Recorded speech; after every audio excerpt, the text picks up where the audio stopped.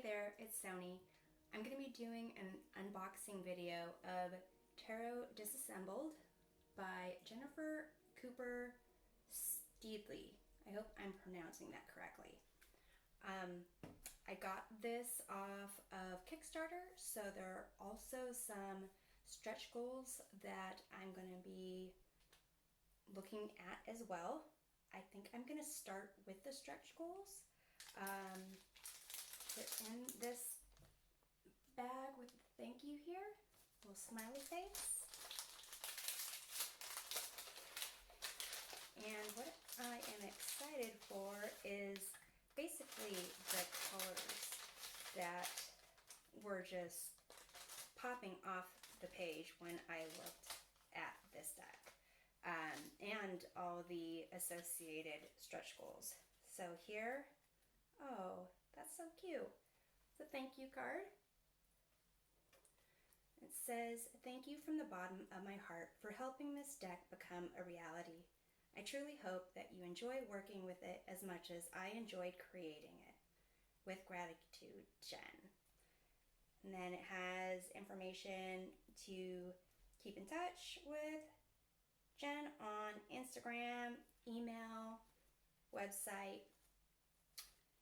There is a nice little card here with a QR code to download the guidebook. Actually, before I even received this package, I got a link to a website, I believe, to download the guidebook, and so I started reading that, but I'm excited to actually get my hands on that. There is a nice glittery holographic sticker here. "Every act of creation is first an act of destruction." Pablo Picasso. Interesting. Okay. There are also these stickers, these holographic stickers here of the cards. And if you hadn't noticed yet, you'll see it's kind of not the traditional Rider-Waite Smith style, but it's based upon that. My understanding is this deck kind of deconstructs the kind of traditional tarot and focuses on the symbols within it, within the cards. So that's kind of why you don't see kind of the normal settings. My understanding also is that there's only roughly about 4 cards that have human figures in it, and this sticker of the World card is represents one of them, and that the people that are depicted in this deck, there's more of that kind of like mannequin aspect to them. And here, I believe these are these postcards of what we'll be seeing as the deck card, the star card, moon, and sun. I'll actually be going through the deck with a close-up on a flip through of that, so you can take a look at each of the cards. So these were just some of the postcards. And then here is this little bookmark, and it says the same quote as the sticker that we have. And you can see it's the back of the bookmark here. I actually need to pause the video because my kitty cat decided to get up and he doesn't know how to open the door with his paw. And I'm back kitty catless, but that's okay. Okay, so I was looking at this bookmark here. You can see the back here is yellow. It reminded me that there were options on which box you wanted. I opted for the black box here, and there was I believe this is like the dark box, and then there was the light box that was bright yellow. It was really hard for me to decide, but I didn't have any, you know, darker kind of decks at the time, so I went with this style. I'm gonna go ahead and cut this plastic here. It was also wrapped in bubble wrap, so there's no dings or anything like that. No dings, no dents, no crushes, and I don't want to get too much up in there.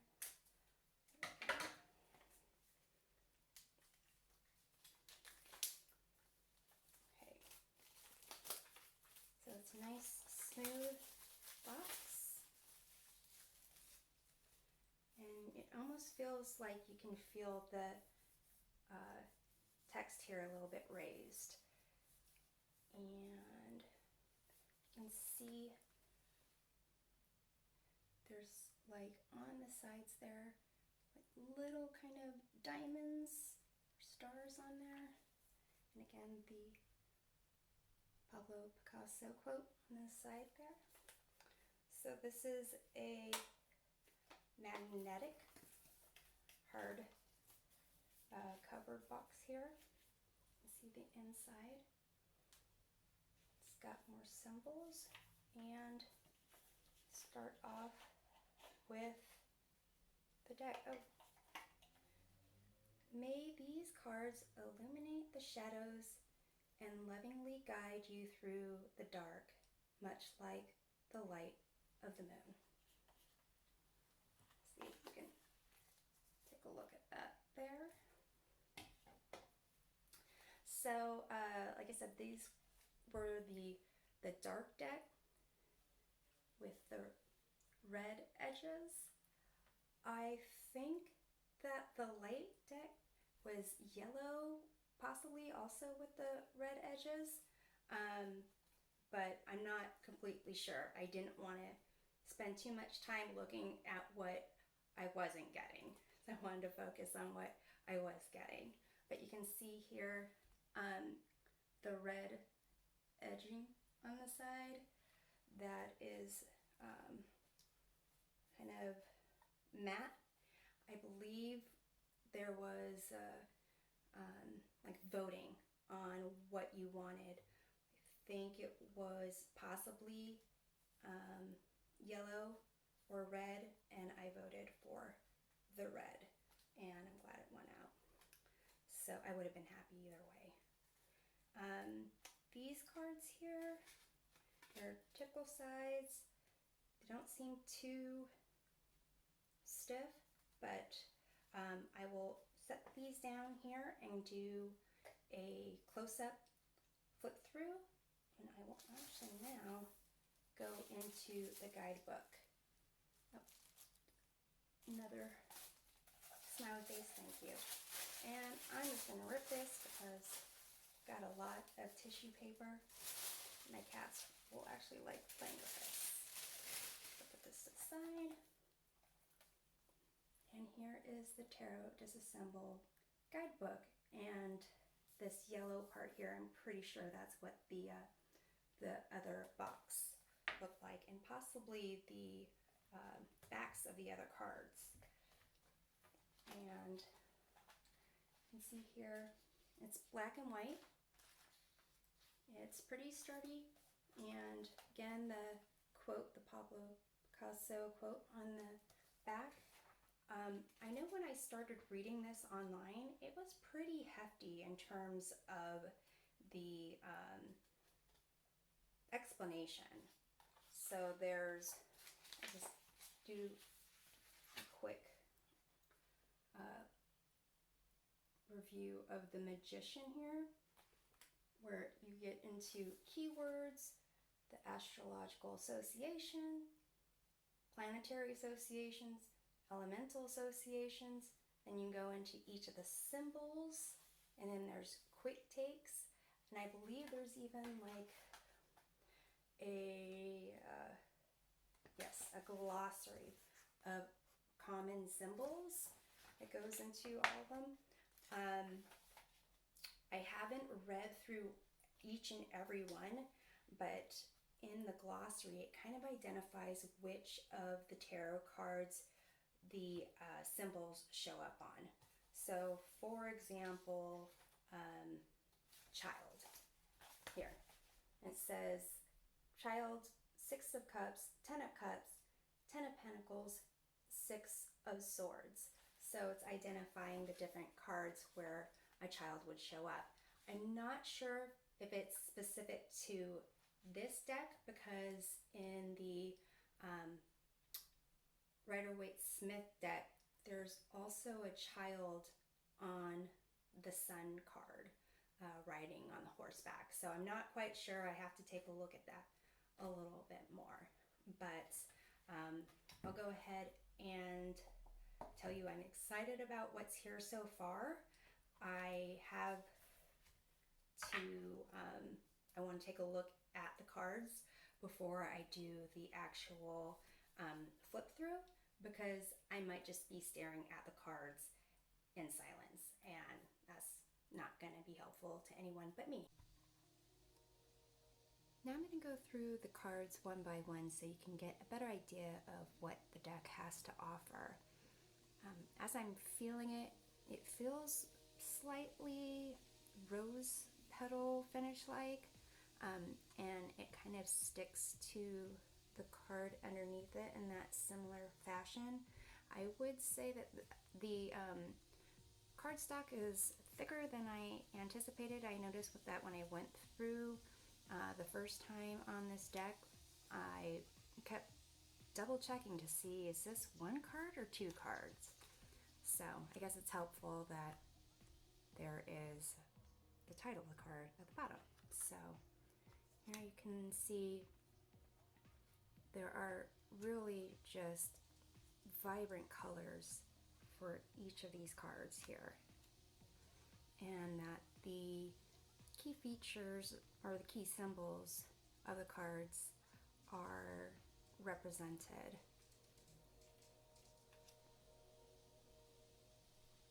And I have to make a comment that right now the window is open because one of my cats needs to talk to the hummingbirds outside. So if you hear some clicking and chirping, that is either the hummingbirds or my cat Sammy trying to talk to the hummingbirds. So what I do like about this deck in terms of the symbols that it captures, it kind of points out symbols that I might have even forgotten, like the happy and sad face masks here on the Chariot that in the traditional deck are on the each shoulder, the respective shoulders of the person in the Chariot. So it's a little reminder of what, the symbols that when you kind of look at the cards you might actually gloss over because you saw it at some point, and it's not maybe a symbol that you actually tune in on normally. Like in this Justice card, I really like how the white shoe, the one that's kind of in the traditional cards peeking through the robe, is in this Justice card. And here's another human figure in the Hanged one. You can see that it's not called the Hanged Man. I do think it is intentional to go with this deconstruction concept. Here's a Death card that very much looks like the Pose card.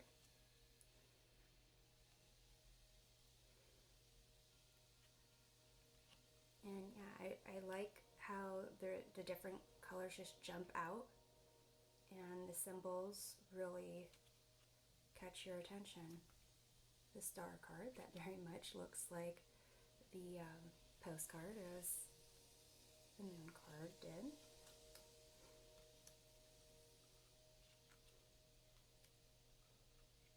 Here another human figure on the Judgment card. And the World. So here we go through the Ace of Cups. I'll go a little bit faster and I'll just point out some things that I think are interesting. Kind of like the curtains here on the Two of Cups that I understand from reading the guidebook are supposed to indicate the stage aspect of the traditional Rider-Waite-Smith version. And it's interesting because in the guidebook, I believe there was maybe 9 or 10 cards that were identified as having the stage, but I've read online that there's about 13 stage cards. So this symbol is not on all of the stage cards that I'm aware of, but I do think it's interesting that it's pointed out. There's been some debate on whether the stage is even intentional, if it's supposed to indicate anything, because Pamela Colman Smith was, worked in theater, so that it was something maybe she would just, have drawn. I think it is more intentional because I've seen some of her other drawings, artwork, that there's not a stage on. So I tend to think that it's intentional.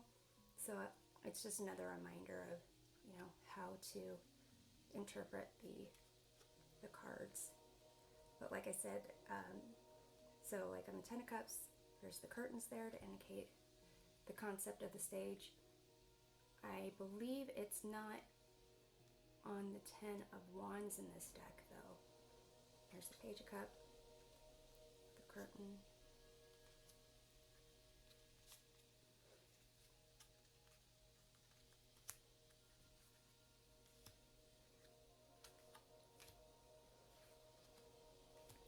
Here it is in the Two of Pentacles.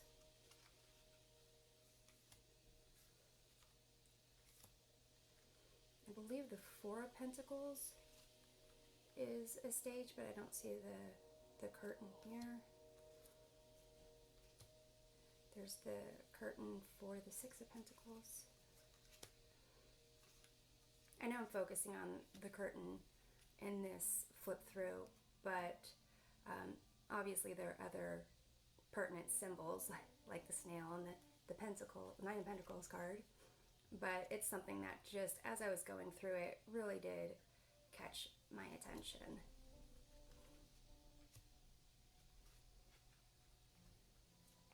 And for the Nine of Pentacles, it's interesting because in the traditional card, what I tend to focus on is like the book that's on the back side of the knight in that traditional card. That's not here. But even the fact that it's not here kind of reminds me of the fact that it exists in the traditional cards. So the fact that some things or some symbols aren't, in these cards doesn't really detract from the fact that it can help you to kind of intuitively tap into what the meaning of the cards is about.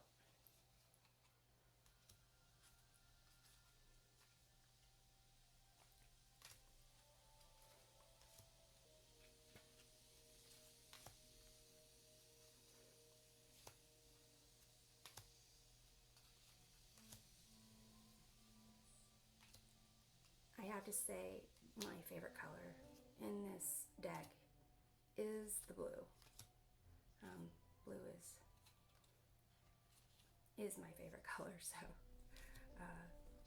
I am definitely drawn to that color.